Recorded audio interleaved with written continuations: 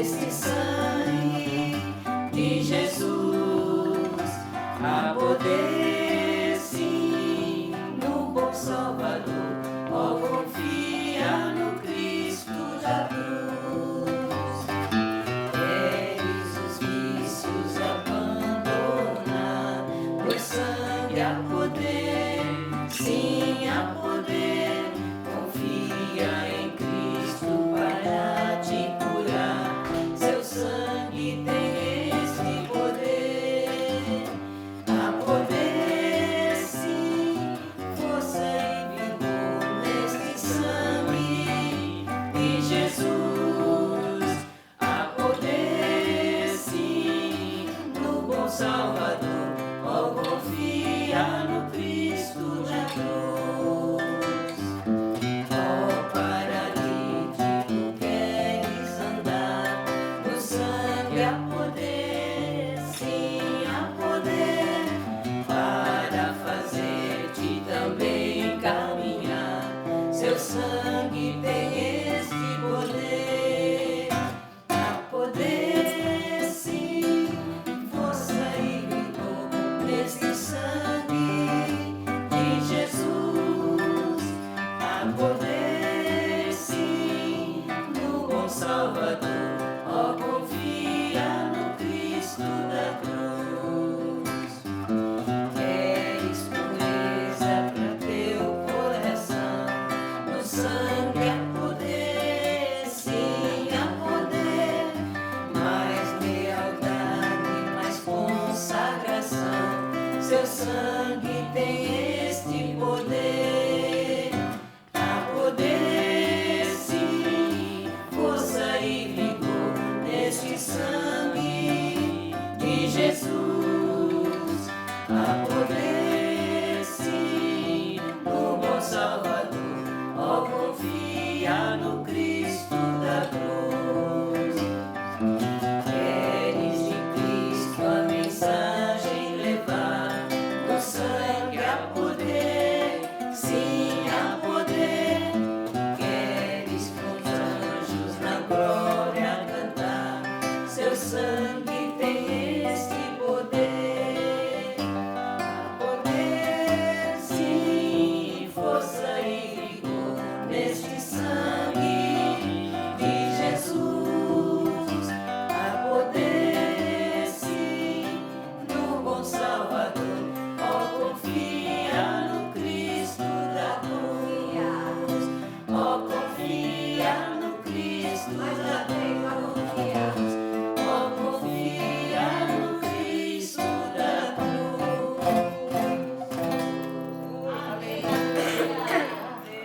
Foi muito bom, muito bom. Você é a cara. Minha filha, Meninas, puxa, ela aqui. piscina é muito lindo, nossa senhora. Vai esse? Tá gravando? Tá gravando, esse. Juro? Ah, mas depois tem como cortar. Né? Esse não dá, dessa aqui. Não falei isso. Ai, meu Deus. Hoje não é meu dia.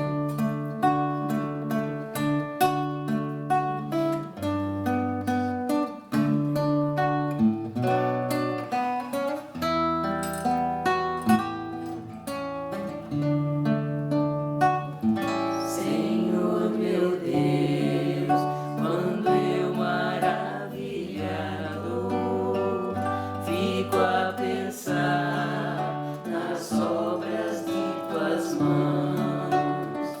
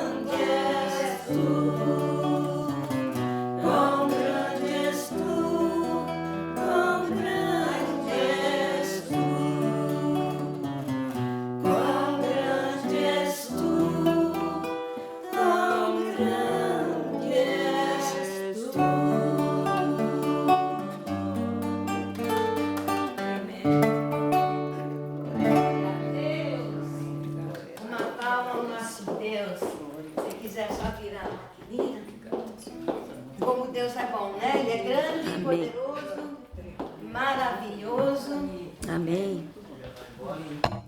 Abençoa o coração de vocês. Sempre, não é? Louvar o Senhor parece que liberta a gente, sabe? É uma declaração, né, que a gente está fazendo ao nosso Deus. A letra é maravilhosa.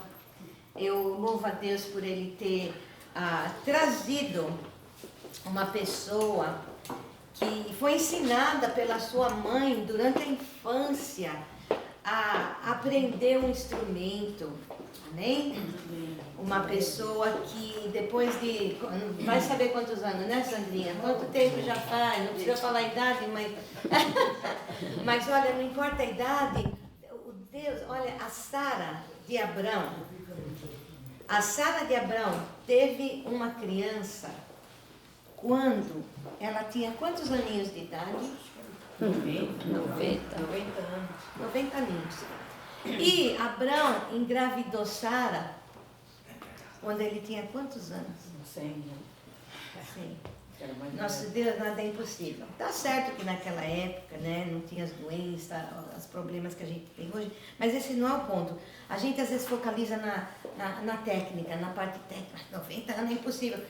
O nosso Deus é o Deus do impossível. Choveu 40 dias e 40 noites. E onde não chovia, no deserto, Noé construiu uma arca. Por quê? Porque ele teve a fé de crer no que o Senhor ia mandar o dilúvio. Então é assim que nós vivemos a nossa vida cristã. Vamos sentar. Agora é o nosso momento de entrar na palavra, ouvir a palavra, deixar Deus falar aos nossos corações. Quem está agradecido por estar aqui? Amém. Eu estou super agradecida. Nós celebramos agora essa semana que passou, né? Ações de graça, que eu acho que agora já é mundial. Começou aqui na América, mas eu acho que o mundo inteiro celebra ações de graça.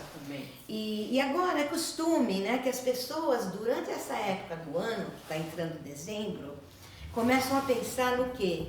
Nas compras do Natal. Não é assim que funciona? A gente sai do mar, porque tudo é uma estação na vida, não é verdade? Tudo é uma estação, o mundo vai rodando. É primavera, verão, outono, inverno. E também tem os feriados. E isso é bom porque cria uma certa disciplina, uma certa esperança no nosso coração. Nada em vão, nada em vão. E nós vamos celebrar o nascimento do nosso Jesus em breve. Mas hoje eu gostaria de falar sobre essa época do ano que a gente focaliza tanto em comprar presente. E às vezes a gente faz de uma maneira, ainda mais os pais que muitas vezes não gastam tempo suficiente com os filhos, ou por causa de que estão separados, às vezes tem essa situação. E de repente, eles querem, como que fala, compensate, recompensar o tempo perdido com um presente. Então, a gente compra aquele monte de coisa, e as crianças, eles não estão interessados necessariamente em ganhar tanto presente, ainda mais os pequeninos. Eles estão contentes com bem pouco. Eu contei uma historinha no inglês que abre os nossos olhos, ou deve abrir. Meu neto, ele tinha, eu acho que 2 ou 3 aninhos, eu não lembro direito, mas estava na minha casa na manhã do Natal, e aqui na América é costume de comprar muitos presentes, e no Brasil a gente comprava um. Não sei se vocês cresceram da mesma forma que eu fui criada, mas era um presente por pessoa e glória a Deus por isso. Então eu ficava tão entusiasmada, porque eu sabia que eu ia ganhar uma boneca. E minha mãe, ela podia esconder aquela boneca onde fosse. O que acontecia? Encontrava. Eu vi o dedinho dela lá, cheirava a borrachinha. Aí ela, mas que menina, viu? Curiosa, e estragava o meu Natal, mas... Bom, tudo bem, ganhava sempre um presente, e aquilo era maravilhoso. Eu comprei lá, né? A gente começa a dar o presente menos valoroso, vamos dizer assim, começa pelo presente assim e vai cada vez entregando mais. Aí tá lá o Nicolas sentadinho. Eu pego o primeiro presente, era uma bola. Embrulhei lá com papel, porque as crianças gostam de rasgar. Entreguei no colinho dele, ele todo feliz, rasgando o papel. O papel já era suficiente para ele, mas aí tinha a bola lá dentro. E ele, quando desembrulhou, o que ele queria? Brincar com aquela bola. O que eu fiz? Arranquei a bola da mão dele, outro presente, abre. Ele começa a abrir aquele, começa a ver o que ele tinha ganhado, começa a brincar, eu arranco da mão de novo. Olha o erro que nós cometemos. Depois a gente fala, eles querem tudo, são mal acostumados. Mas não é nós que criamos a situação? Então, vamos tentar pensar, nessa época agora que vamos entrar, no valor que tem, muitas vezes, a gente fazer um presentinho, preparar umas bolachinhas, dar com carinho. Vou dar para a Sandra cebola cebolada com cebola picles com pepino, que ela nem gosta, mas vai aprender a gostar porque foi feito com amor e carinho. Então a gente não precisa esperar o Natal, a gente se presenteia com carinho, né? Com coisas feitas pelas nossas mãos, com amor no coração. E nessa época do ano, a gente já tem que começar a pensar diferente, porque as pessoas estão se estressando tanto, gastando dinheiro que não tem. Quantas vezes eu, quando jovem, colocava tudo no cartão de crédito, depois eu tinha que trabalhar tudo para pagar os cartões, não podia gastar tempo com meus filhos, que era o mais importante. Então, os erros que eu cometi no passado, agora eu uso nas pregações para tentar abrir os olhos dos jovens, que nem vieram muitos jovens, né, no culto inglês, então, para eles aprenderem. Mas o que eu queria falar sobre presente caseiro é que a minha mãe, ela faz um licorzinho caseiro de folhas de figo. Eu ia falar de fígado, ainda bem que eu me segurei. Folhas de figo. Então, ela tem uma árvore tão bonita que produz muitos figos, né, mãe? O Luiz plantou, ele cuida bem, ele poda. Então, produziu aqueles figos e durante o verão, mais pro fim do verão, a gente come a fruta. Mas depois ela guarda as folhas e faz aquele figo gostosinho. Aí ela mencionou para mim sobre uma escritura que se encontra lá em Abacuque, né, no livro de Abacuque, que fala sobre a figueira. Eu não lembrava, aí eu procurei o versículo. E da maneira que Deus opera muitas vezes, para a gente trazer uma mensagem para a igreja, é assim. Uma pessoa menciona uma coisa, fica gravado aquilo, aí a gente vai lá ler a palavra para ver o conteúdo, o que é que Deus está falando naqueles versículos. E aí nasce uma mensagem para a igreja. Não é bonito da maneira que Deus faz as coisas? Então ele vai dando as respostas antes da gente questionar até. Bom, deixa eu ler para vocês os 2 versículos que nós vamos iniciar nesta manhã, e aí nós vamos se aprofundar um pouquinho mais. Se encontra no Velho Testamento, Abacuque, que era um profeta de Deus. Capítulo 3, versos 17 ao 19. Ele diz assim para Deus, esse aqui é o fim do livro, tá? O capítulo 3 só tem 3 capítulos nesse livro. Mesmo não florescendo a figueira, e não havendo uvas nas videiras, mesmo falhando a safra de azeitonas, não havendo produção de alimento nas lavouras, nem ovelhas no curral, nem bois nos estábulos, ainda assim eu exultarei no Senhor e me alegrarei no Deus da minha salvação. O Senhor, o soberano, é a minha força. Ele faz os meus pés como os do servo. Faz-me andar em lugares altos. Bom, vocês vão aprender a importância dessa declaração que ele faz no fim do livro, se vocês aprender o conteúdo do livro. Como que Israel, o estado de Israel naquela época que o profeta escreveu essas palavras no final do livro. Porque ele começa a escritura do livro de Abacuque, lá no capítulo 1, reclamando a Deus, tá? Vamos ver os 2 primeiros versículos.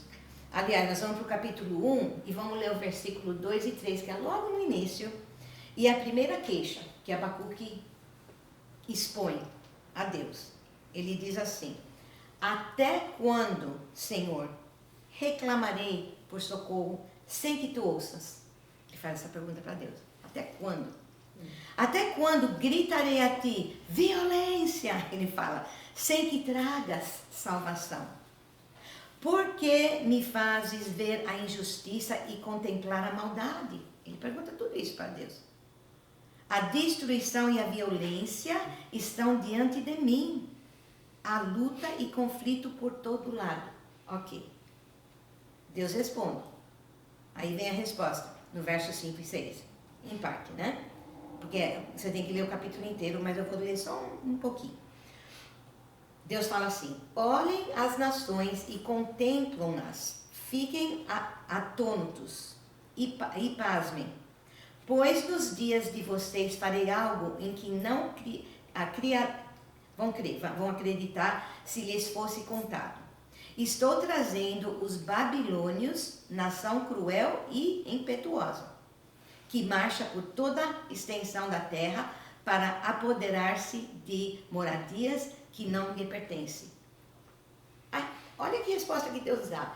Abacuque está lá se diz, por que, Senhor? Por que eu estou vendo tanta violência ao redor? Por que o Senhor está permitindo que isso aconteça? Não são coisas que nós questionamos? Quando a gente vê injustiças, gente que está fazendo coisa errada e parece que estão getting away with it, não estão sendo punidos, que seja. Se você continuar lendo o capítulo 1, Deus descreve o quão poderoso é esses violentos babilônios, tá? O quanto violentos eles são. Deus fala, olha o que eu vou fazer. Ele começa a descrever quem ele vai usar para disciplinar Israel. Ele fala, espera e veja o que eu vou fazer. Mas o que eu quero que a gente reconhece na resposta de Deus se encontra no verso 6. Ele diz assim, ó, a gente não pode perder a noção de como que Deus opera. Porque nós não somos Deus, nossa mente não é como a mente dele. Ele é soberano.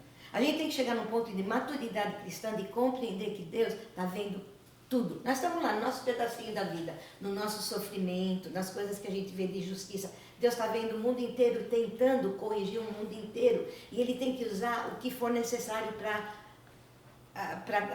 talvez corrigir o coração da Marta, da Sandra, que vai ser diferente, de uma maneira diferente, do Devani. Cada um. Mas Deus, Ele tem que corrigir a nação inteira. Bom, olha só o que o verso 6 diz. Deus diz, estou levantando babilônios. E o que isso te fala?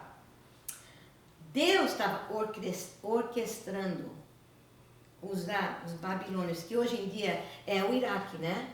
A Babilônia, naquela época, era o nome Chaldeans.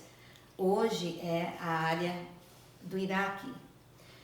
E naquela época, eles eram eles eram governados por o rei Nabucodonosor. Ok? Então, era um rei muito orgulhoso, era uma nação idólatra e tudo mais. Mas o que a gente tem que focalizar é que Deus estava levantando esses babilônios, e é difícil a gente compreender isso, né? Como que um Deus bom vai levantar uma nação tão mal para ir contra Israel? Isso não faz sentido na mente humana. Mas aí é que entra a confiança e a maturidade em Cristo, em Deus. Nada nesse mundo, eu queria que nós todos entendêssemos que nada nesse mundo, seja bom ou ruim, que acontece, não acontece sem a aprovação e a vontade soberana de Deus. Sabia? Pode ser o que for. 9/11, lembra quando desmoronou aqueles 2 prédios e tudo? Deus tinha um propósito até através do mal. Porque muitas vidas foram salvas através daquela... como que fala? Desgraça? Pode usar essa palavra? Porque às vezes o português, para mim encontrar os adjetivos e tudo que cabe. Mas você ouve tantos testemunhos de pessoas que os olhos foram abertos, reconciliação entre família, porque eles reconheceram que poderiam ter perdido alguém que eles amavam, começaram a dar valor. Então, o nosso Deus é soberano. Mesmo quando as coisas não estão indo de acordo com a nossa vontade, da maneira que nós achamos que devia ser. A gente não pode só ter coisa boa, porque a gente se acostuma e não dá valor para nada. Você passa por uma tribulação por um tempo de doença, um tempo de necessidade, um tempo do que for, e de repente você vai começar a apreciar mais as coisas, dar mais valor. Bom, em Romanos 8:28 diz assim, sabemos que Deus age em todas as coisas para o bem daqueles que o amam, dos que foram chamados de acordo com o seu propósito. Pergunta, Israel foi chamado de acordo com o propósito de Deus? Foi. Israel amava Deus? Amava Deus. Só que Israel obedeceu a Deus? Israel continuou seguindo um só Deus? Não. Eles, vira e mexe, extraviavam, não é verdade? Mas veja bem que o versículo fala, todas as coisas, todas, boas e más, cooperam para o bem. Para aqueles que amam o Senhor. Você ama o Senhor? Minha pergunta é essa hoje. Se você ama o Senhor, se a resposta é sim, tudo vai cooperar para o bem. Para aqueles que amam o Senhor e são chamados de acordo com o propósito de quem? Nosso? Não, o propósito tem que ser dele. Ele sabe como alcançar os corações, quem usar na hora certa, no tempo dele e tudo mais. Bom, nesse ponto você pode até me dizer assim, pastora, você sempre diz que Deus é bom. E eu responderei para você, sim, Ele é. Eu aprendi na minha caminhada evangélica com tanta coisa que Deus permitiu na minha vida, que foi sofrimento. Mas eu vi o propósito dele através daquele período de sofrimento, tribulação. Deus tornou tudo em bênção. Eram coisas que ele tinha que permitir que acontecesse. Para alcançar um filho, tá? Para alcançar um marido, com a salvação. No fim eu vou concluir com um versículo e vai fazer bastante sentido. Bom, mas por que então? Ele levantaria uma nação maligna, idólatra e violenta para governar seu próprio povo e permitir tanta dor e sofrimento. Se Deus é bom, as pessoas não perguntam isso? Se Deus é tão bom, por que tem gente morrendo de fome? Criancinhas, porque são tudo... Deus não existe, não pode existir um Deus, porque, gente, nós vivemos num mundo caído. Deus não fez aquilo acontecer. Foi a consequência dos nossos atos de desobediência que causou o mundo cair. E Deus está sempre livrando a gente. Ele mandou o seu próprio filho. Olha o amor que Deus teve pelo mundo que desobedeceu ele, que virou as costas, continua virando as costas. Mesmo depois que ele pôs o próprio filho na cruz, e a gente culpa quem? Em vez de culpar o que realmente deve ser culpado, Satanás, que é um enganador, que vem, engana o povo, faz com que a gente segue ele em vez de seguir o Deus vivo, o único Deus, e depois a gente reclama de quem? Deus dava culpa. Não é assim que funciona? Mas, bom, então por quê, né? Por que ele permite tanto sofrimento? A resposta, simples, é bem simples a resposta. Ela é encontrada na Bíblia todinha, você vai ler histórias e tal. Mas eu quero ler só uns 2 versículos que se encontram em Provérbios, capítulo 23, nos versículos 13 e 14. Veja bem. Não evite disciplinar a criança. Se você a castigar com a vara, ela não morrerá. Okay? Castigue-a você mesmo com a vara, e assim a livrará da sepultura. O que isso está falando? Às vezes você pode imaginar, literalmente, pega uma vara e espanca teu filho até matar mesmo, porque aí você... Não, isso está falando da disciplina, que a gente, quando é disciplinado através de uma correção de Deus, tá? Deus vai livrar a gente da morte. A morte o quê? A morte eterna. Às vezes Ele disciplina nós para acordar a gente espiritualmente, para que a gente não se perde na eternidade. E um pai que ama seu filho vai disciplinar para o filho não continuar indo no caminho errado, que às vezes vai levar a uma morte física, ou uma cadeia, alguma coisa assim. O Antigo Testamento contém inúmeras histórias, tá? De punição, disciplina divina, direcionadas aos israelitas. A gente lê a história. Eles de repente se arrependiam, confessavam seus pecados e Deus estendia a graça. É a história repetida no Velho Testamento. Foi sempre assim. Por quê? Eles eram disciplinados por causa simplesmente da desobediência e idolatria. Porque a coisa que Deus avisou eles logo do começo, quando ele formou a nação, o que ele falou? Não haverá outros deuses diante de ti. Foi o primeiro mandamento. Porque ele era um Deus jealous, né? Zeloso. Então, o que acontecia? O povo dele caminhava por um tempo seguindo. Olha quando Moisés subiu para a montanha e deixou eles encarregados lá com Arão. O que aconteceu? Eles fizeram uma vaca de ouro, né? E começaram a idolatrar. Uma coisa material, uma coisa que você pode sentir. Porque eles não viam Deus. E esse é o nosso mal muitas vezes. Por isso que a Bíblia fala que a gente tem que viver pela fé. Não pelo que nossos olhos veem. Bom, então, essa desobediência e idolatria afastava eles do único Deus verdadeiro, que deu os mandamentos e chamou eles para ser o povo, para voltar para eles, sair do paganismo e seguir outros deuses. Então, Deus disciplinava por um período, mas era para ensinar. Então, essas punições tinham a intenção de correção e de um chamado ao arrependimento. Essa é a intenção de Deus. É te despertar. Come on. Aí começa o meu sangue começa a ficar, parece que começa a ferver. Porque nós precisamos da disciplina. Arrependimento é diferente do que remorso. Arrependimento quer dizer quando você está indo numa direção e Deus te mostra, tá? E de repente você vira e volta para o caminho certo. Isso que é se arrepender. O significado da palavra. Não é só sentir mal pelo que você fez e fazer tudo de novo. Ai, que pena que eu fiz aquilo. Mas eu vou repetir. Arrependimento não é você dar aquela viravolta, ouvir a voz de Deus e falar assim, não, a minha carne não vai mais me levar para aquele caminho que está me levando à morte, está me levando à destruição, tá? Se você crê em Cristo, aceitou Jesus como teu Senhor e Salvador, tua salvação é segura. Você não perde a salvação um dia e ganha no dia seguinte, como muitos ensinam. Deus não faz assim as coisas, porque você não fez nada para ganhar a tua salvação. Você não pode fazer nada para perder a tua salvação. Mas a minha pergunta é, você entregou teu coração para Jesus? Você convidou Ele para viver dentro de você como Senhor e Salvador? Você fez esse convite dizendo a Ele, Senhor, eis-me aqui, Pai, Sandra, pecadora, Pai. Eu preciso de Ti para me salvar dos meus pecados. Eu não posso alcançar o Senhor com a minha bondade, porque em mim não há bondade. É como trapo sujo, diz o profeta. A minha bondade é como trapo sujo. Deus não deseja a tua bondade, porque em nós não existe. Nós somos, nós viemos, nascemos, do pecado. Então qual foi a solução dele? É mandar o filho dele. Para quê? Para tomar o nosso lugar na cruz. Então, que arrogância da gente pensar que nós podemos fazer alguma coisa para alcançar Deus com a nossa própria obras e talentos, o que nós fazemos. Aí sim você pode se preocupar de perder a tua salvação, porque você nunca vai ter a tua salvação dessa maneira.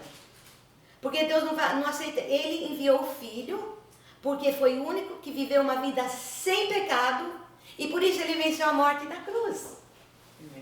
E nos deu a vida eterna. Olha a fórmula de Deus para a nossa vida. Agora, tem a religião, que é a arrogância de falar, não, eu sou uma boa pessoa, tá? Deus se agrada comigo. Errado, não é o que a Bíblia ensina. Isso não é o Evangelho. Amém? Então, a gente pega e reconhece. E a gente se arrepende por quê? Porque nós sabemos muitas vezes que o caminho que nós estamos andando não agrada o Senhor. Mas porque a carne gosta, nós continuamos naquela direção. Mas aquilo vai levar aonde? É que nem um filho nosso. Você fala assim, ó, não mexe na chaleira que tem água quente. Aí a Sandrinha aqui, ó, essa daqui é pequenininha, né? Vai lá, eu quero descer. Eu quero ver se... Lembra que eu quis cheirar uma... Contei essa história já para vocês? Vocês já sabem da história. Eu era tão determinada de fazer a coisa errada, eu tinha tendência, que eu vi um vidro lá no armário da minha mãe no Brasil. Vocês se lembram que passava lá uma carrocinha vendendo químicas? Aí a gente pegava uma garrafa vazia de guaraná, de pinga, do que for que tivesse em casa. Pinga não, nós somos crente, né? Tem que ser guaraná e tubaína, né? Ok. Então, ia lá e enchia de ácido, enchia de amoníaco e punha num lugar seguro, que era para ninguém ter um acidente e tal. E eu, olha só, o inimigo acho que tá na minha orelhinha, eu acho que eu tinha 4 aninhos. Assim, vai lá e fala para tua mãe que você quer cheirar aquela garrafa. Eu chego para minha mãe, puxando a saia dela, pega a garrafa que eu quero cheirar. A minha mãe sabia que tinha amoníaco naquela garrafa. Ela falou, não, Sandra, não, você não vai cheirar a garrafa. Eu quero cheirar, já, o nervinho, porque era nervosa. Minha mãe, não, é o que Deus faz com nós. Não vou deixar você mexer naquilo, não vou deixar. Mas eu quero. Aí eu comecei a raspar meus pezinhos junto, porque meu pé sangrava. Tão determinada, queria fazer aquilo, custa o que custar. O que ela fez? Quer cheirar? Pegou uma garrafa, abriu, cheira. Eu dei um cheirinho assim. Perdi o fôlego. Comecei a tossir, me engolir. Mas ela teve que me disciplinar dessa forma. Me pergunta se mais uma vez eu insisti de cheirar a bendita garrafa. Nunca mais. Até hoje eu tenho trauma de amoníaco. E de que boa e tudo mais que a gente... Então, Deus ele usa certas maneiras, muitas vezes, para atingir, né, nosso coração. E não é uma maneira necessariamente, traz dor. Mas é porque nosso Deus nos ama. Então, Ele nos disciplina. Veja bem o que está escrito em Hebreus 12, 11. Nenhuma disciplina parece ser motivo de alegria no momento, mas sim de tristeza. Mais tarde, porém, produz fruto de justiça e paz para aqueles que por ela foram exercitados. Tá bom? Bonito versículo. Então, Abacuque continua no capítulo 1 fazendo mais perguntas. Ele quer mais perguntas, né? Ou apresentando mais queixas, vamos dizer assim. Porque ele estava vivendo naquele período que Deus levantou o povo da Babilônia para trazer correção a Israel. O profeta está vendo tudo aquilo, ele tem perguntas, questões. Aí ele continua com a reclamação. A segunda queixa se encontra no verso 12, 13, uma parte que eu vou ler. Senhor, tu não és desde a eternidade? Meu Deus, meu santo, tu não morrerás? Senhor, tu designaste essa nação para executar juízo? Ele não entende, ele fala, mas o Senhor não é o Deus da glória? Não? Como o Senhor pode estar permitindo que isso aconteça? Pensa bem. Ó rocha, determinaste que ela aplicasse castigo. Verso 13. Teus olhos são tão puros que não suportam ver o mal. Não podes tolerar a maldade. Então, por que toleras os perversos? Por que ficas calado enquanto os ímpios devoram os que são mais justos que eles? Mas olha bem a atitude de Abacuque. Enquanto ele está fazendo essas questões para Deus, ele não está se olhando no espelho. A nação de Israel não estava se olhando no espelho do fato que eles não estavam sendo muito justos, não. Porque Deus teve que trazer a disciplina, porque eles estavam em desobediência, rebelião e idolatria. Mas ele faz uma comparação. Por que ficas calado enquanto os ímpios, ele logo fala dos ímpios, né? Não é o que nós fazemos? Aquele povo lá, ó, fazendo tudo errado. Por que nós estamos pagando preço? A igreja, que é tão boazinha, né? Por que você vai disciplinar a igreja? Nós só fazemos o que é certo. A gente vem no culto, toma ceia, lê a Bíblia, ora. Né? Nós somos justos. Nós somos justos pela misericórdia e por Jesus estar habitando em nós. Porque nós somos falhos. E a gente faz muita coisa para ofender Deus. Mas Ele é misericordioso e Ele perdoa. Mas eu achei interessante que ele aponta e fala, mas infelizmente, assim como o profeta Abacuque, muitas vezes vemos outros como mal, mais pecadores, mais cruéis do que nós mesmos. Não é verdade? Então, de alguma forma vai ter que entrar uma humildade no nosso coração, igreja, que não é bem assim. O povo de Deus, infelizmente, faz muita coisa errada. Israel era o povo de Deus, mas eles tinham livre-arbítrio. Não era a religião deles que salvou eles, era uma decisão pessoal, era o coração individual. E assim é na nossa caminhada. Então Deus responde as perguntas do profeta. Olha que Deus paciente. Pensou, o Deus que criou todas as coisas respondeu uma pergunta que você levanta? Isso me diz que Deus não se ofende quando estamos confusos e perturbados pelos males que experimentamos nesse mundo que não fazem sentido para nós. Então, quando a gente está confusa, frustrada, com alguma coisa que nós não compreendemos, nós vamos questionar sim. E Deus, Ele não é um Deus que, como ousas me questionar? A gente vê nas Escrituras que Ele até responde. Jó questionou Ele quando estava passando por dificuldade, tá bom? Só que tem que ter um diálogo e também aceitar a resposta que Deus dá. Não é tentar falar para Deus o que Ele deve ou não deve fazer. É ter aquela conversa. Isso é oração. Bom, deixa eu ver, para economizar tempo, Deus ele acaba respondendo as perguntas de Abacuque. Então eu não vou ler o capítulo inteiro, porque são 17 versículos, tá? Vocês podem ler essa semana Abacuque, capítulos 1, 2 e 3, para vocês familiarizar. Tá bom. Uma vez que o propósito de Deus, a resposta foi resumida assim, ó.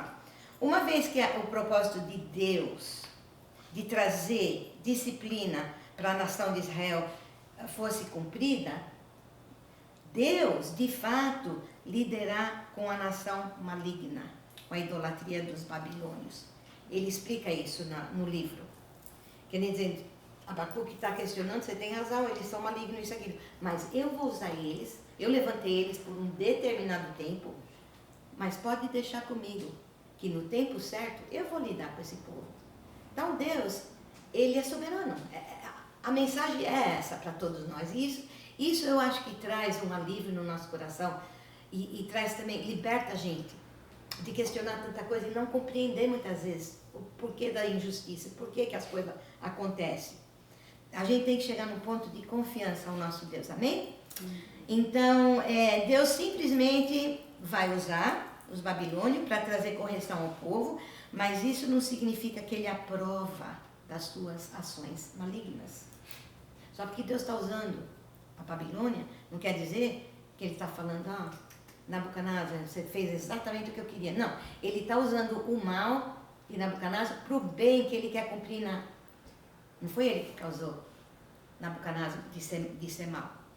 Ele já era um rei, não, por livre-arbítrio. Mas Deus vai usar aquela maldade para corrigir o povo dele, para cumprir o propósito dele. Mas que Deus, hein? Eu não sei se vocês estão entendendo da mesma forma que eu entendi essa história, mas é maravilhoso. Então, ele vai derrubar o seu governante, porque Nabucodonosor, ele era orgulhoso, Deus levantou ele, e aí ele começou a sentir que ele era o cara, sabe? E isso é um defeito que a gente tem. Se Deus me fez, ou me tornar pregadora que eu sou hoje, ou você se tornar diaconesa, ou você a musician, seja lá quem for, glórias vai para quem? Do Senhor. Nosso coração tem que permanecer, né, humilde.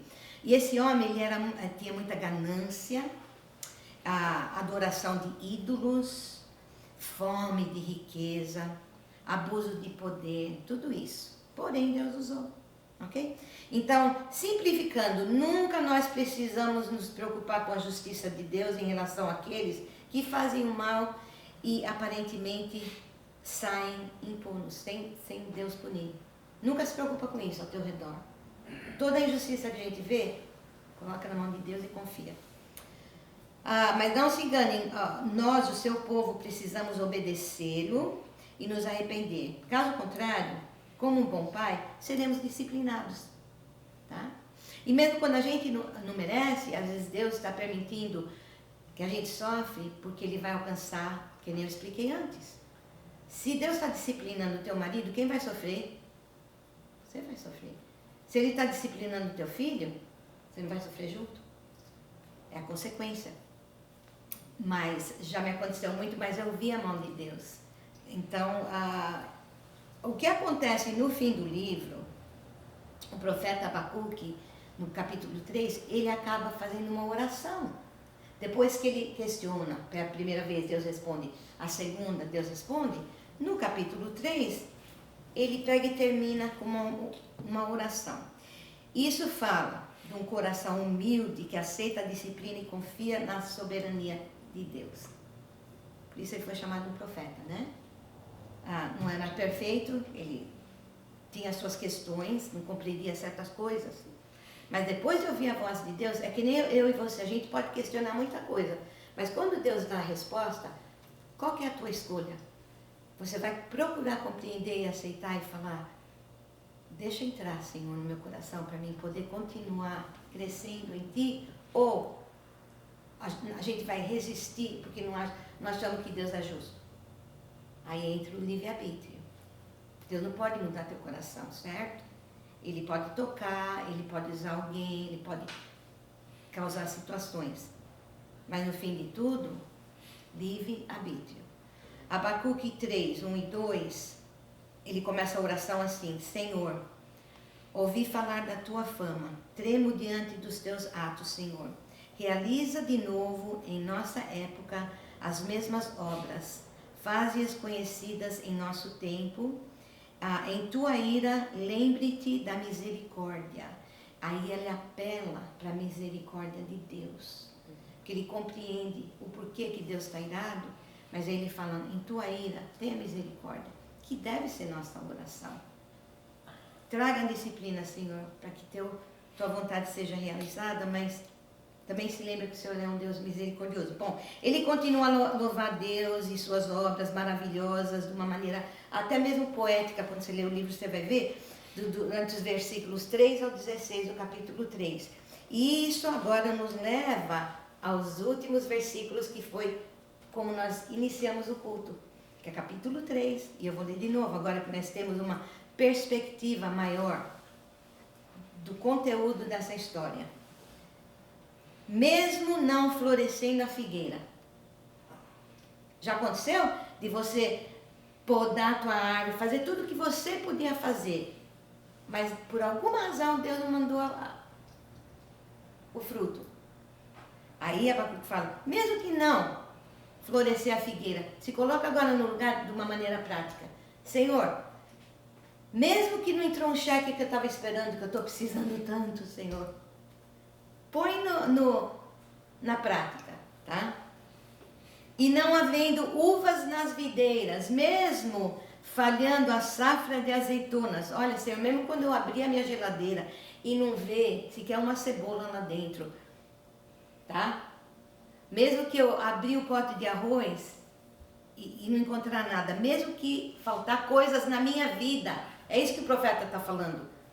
Não havendo produção de alimento nas lavouras, nem ovelhas no curral, nem bois nos estábulos. O que ele está falando? Tudo de coisa material. Mesmo quando estiver faltando tudo, Senhor, ainda assim eu exultarei no Senhor. E me alegrarei no Deus da minha salvação, porque no fim do dia, irmãos, o que nós temos é a nossa salvação, porque isso é eterno.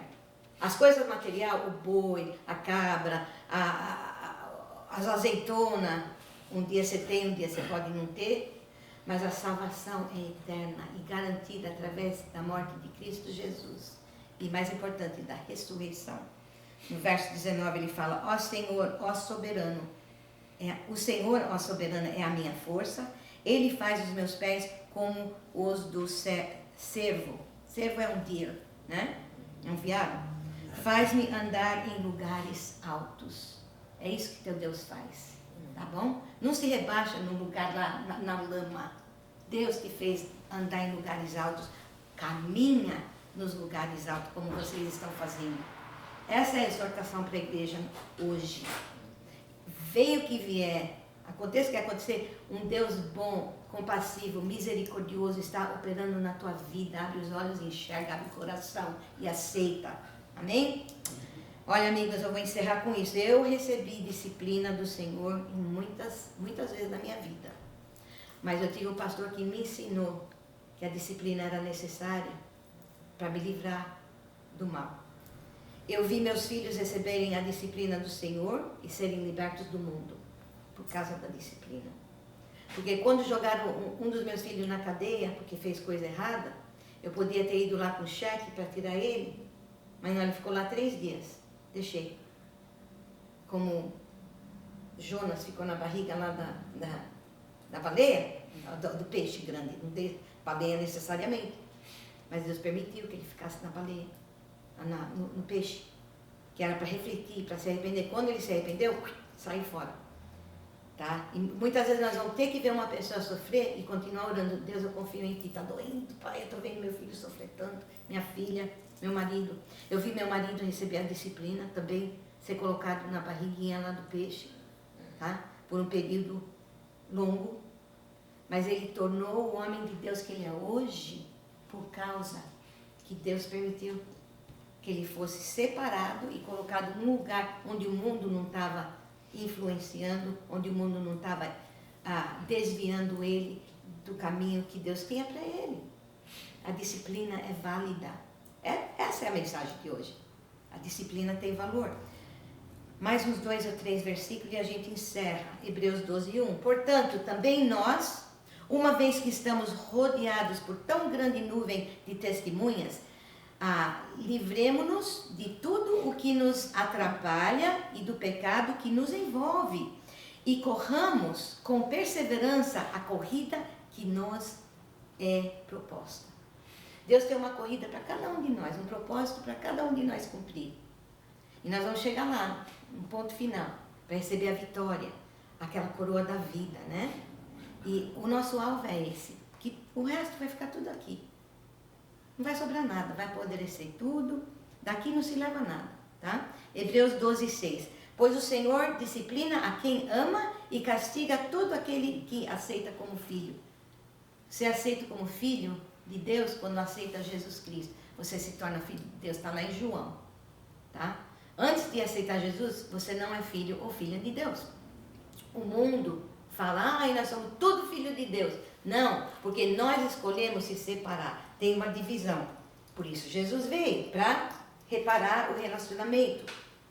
Então, através de Cristo, a gente se reúne de novo como filhos. Nós somos filhos adotivos, entendeu? Não sou eu que estou te falando isso. Você não precisa acreditar em mim. Vai lá na Escritura, que é sagrada, e lê. É isso que a palavra ensina.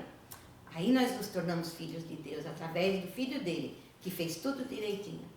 Aí você se alinha com ele, o Espírito dele entra em você, você é a filha de Deus agora, o filho de Deus, tá? Agora, vou fechar com esse verso. Interessante, 1 Coríntios 5,5. Entreguem esse homem a Satanás, para que o corpo seja destruído, o seu espírito seja salvo no dia do Senhor. Por que eu fecho com isso? Porque na igreja dos Coríntios, quem frequenta, a maioria das vezes, quem está na caminhada com o Senhor, são crentes. De uma maneira ou de outra, você pode não estar fazendo tudo direitinho que a igreja comanda, mas a crença, eu estou falando de crença, não estou falando de religião, de hábito, de tradição, de rituais, nada disso. Estou falando relacionamento entre você e Deus, vocês, o Senhor Jesus Cristo. Aparentemente, nessa igreja, estava acontecendo pecados, vai? Sabe quando a pessoa, mesmo que crê, ainda cai? Nós já caímos, não caímos? Tem alguém aqui que não cai mais em pecado? Mas você fica lá ou você procura se arrepender? A gente procura. Bom, aí Paulo declara uma coisa interessante. Ele fala, entrega esse homem a Satanás, já que ele quer continuar nesse caminho, entrega ele então para Satanás, para que o corpo seja destruído, tá? Mas o seu espírito seja salvo no dia do Senhor. Isso fala o quê? De uma disciplina. Ele quer continuar dormindo com a mãe com a madrasta, ou seja lá o que for, sabendo que isso não se faz, ele quer continuar, então entrega ele para Satanás, porque Satanás é o que vem e tenta, né? Então entrega. Mas se ele me conhece realmente, no fim dos tempos, quando vier o grande julgamento, o Espírito pelo menos vai ser salvo, ele não vai perder a vida eterna. Então entrega de uma vez, deixa a coisa. Isso é uma mensagem bem mais aprofundada, mas eu quero que vocês entendam que às vezes Deus permite certas disciplinas para salvar a gente da morte final, que é a segunda morte, que é perpétua, que é para sempre. Eu prefiro receber a minha disciplina hoje. Eu quero que Deus alcance meus filhos de disciplina para abrir os olhinhos deles, meus netos e tudo mais, para eles entregar o coração a Jesus e pedir ajuda de Deus para viver nesse mundo caído, do que continuar vivendo no mundo, virar as costas para Deus e se perder eternamente. Amém? A disciplina tem valor. Vamos levantar e orar então.